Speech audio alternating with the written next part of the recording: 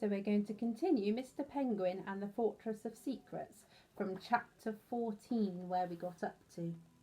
A plan. Utter pandemonium. Everyone awoke to Mr. Penguin running about, waggling his flippers above his head and yelling. On the roof outside, the snake kept trying to wrestle itself free from the closed window.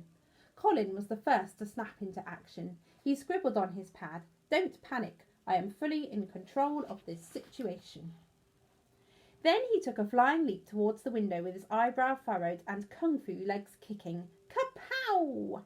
Mr. Penguin, however, was not in control of the situation. Instead, he was swirling about like a tornado, with his satchel swinging about, swiping everything off every surface. Bang! Crash!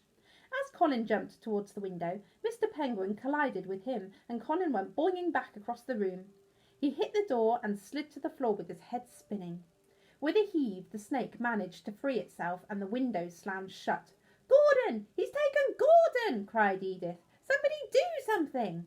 She dashed across the room and threw the window wide open. Icy air blasted into the room as Edith watched the snake, with Gordon unflustered in its mouth, rattle down the roof tiles and over the gutter. Colin shook his head to clear the swirl of stars and little Mr. Penguin images that were dancing around him, then took a flying leap. He bounced off Mr. Penguin's tummy again, boing, and shot right out of the open window. "Quick!" yelled Dieter and Lyle. Without wasting a moment, they ran out of the room and down the stairs with Edith at their heels. Mr. Penguin waddled as fast as he could behind them. They burst out of the front door onto the snowy street just in time to see the snake, Gordon, and then Colin, slide down the side of the bakery and over the snow-covered canopy above the shop windows. A mini avalanche fell in a big lump on the adventurers and landed in a pile on the pavement. The snake dithered. Snow had blocked its storm drain. How was it going to escape? The adventurers grabbed at it all at once, bumping their heads together and falling on their bottoms in the snow. In the confusion, the snake made a wiggly dash for it across the town square, the creature glowing in the light of the enormous clock. Kapow! Colin kung fu kicked his way out of his snowy prison and gave chase, skittering and sliding across the icy ground while holding up his pad. It said, "Stop!" and "Wait!" and also, "I will catch you." Mr. Penguin, Edith and the twins followed Colin, pleading for the snake to drop Gordon. "How do I get myself into these situations?" wondered Mr. Penguin, puffing and panting his way across the town square.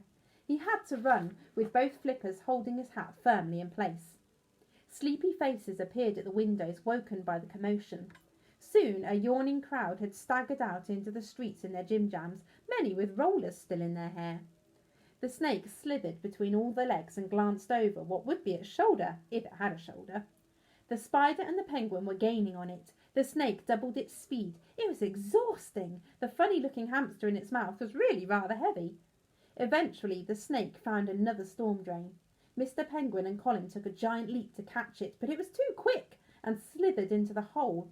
Colin went to follow it, but Mr. Penguin grabbed him. "But it's getting away," said Colin's pad.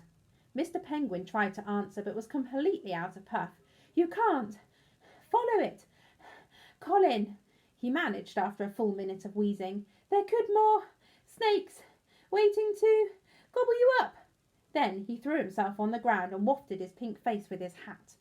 By now, Edith and the twins had arrived beside them. Edith turned around and faced the villagers. "Where does that train go?" she demanded. "We'll have to follow it to get my Gordon back." A very elderly, wrinkly old man stepped forward. He looked like a tortoise in a nightshirt. "My old granddad told me our drain's connected to one that came from the fortress." Everyone looked at the fortress. It rose grimly above a thick, freezing mist, with dim yellow lights in the thin windows and smoke billowing out of the chimneys. "Come on," said Edith, tightening the strap of her bum bag. "Let's go." "But you'll never climb it," said the old man. "There's bears and wolves and ice and thorns." Edith stood silently, chewing her bottom lip and looking at Mr. Penguin. He shifted, feeling discombobulated. The other mountains sounded very dangerous, and that snake had big teeth that Mr. Penguin was sure would love to nibble on a penguin. But on the other hand, Gordon was their friend. More than that, he was one of their special adventuring gang. Mr. Penguin took a deep breath, stood up and plonked his hat back on his head. "We must rescue Gordon," he said, fussing with his bow tie, "and all the other pets that are trapped in the fortress." Then he said, "But I'm not quite sure how we'll get there." The crowd cheered. Just as the Von Klonker clock struck midnight, a heavy bong sounded. A door flew open and out popped a large metal bird, bottom first. It had one eyelid twitching and only one of its wings flapping. The mechanical bird turned, opened its beak and hollered an awful tinny verse of their national anthem, then disappeared inside the clock. "That really needs fixing," tutted someone in the crowd. Beside Mr. Penguin, Lyle was staring at the clock. Her eyes gleamed. "We are going to fly to the fortress," she announced. Everyone hurrahed again, including Mr. Penguin. Then he stopped and said, "Hang on, our plane's in tatters." Lyle grinned. "I think there's another way." And now we've got one of these letters again. "As I hypnotised every single person in the audience that night, you could have heard a pin drop. All eyes were on me and the air tingled and fizzed and rippled and wobbled. It was incredible. I felt I could have done anything, but then my father had to ruin it. He'd heard the silence from my dressing room backstage where he'd been combing his moustache. He ran in to see what was happening and quickly realised what I had managed to do. He darted onto the stage and slipped my dark glasses over my eyes, breaking the spell. Polite applause broke out, even though no one in the theatre knew what had just happened. When I looked at my father, I could tell he was angry but also frightened. I was too powerful. He told me later that I had looked like a wild animal on the stage. Shortly after that, I packed my bags and ran away, and I have been working on my diabolical plan ever since.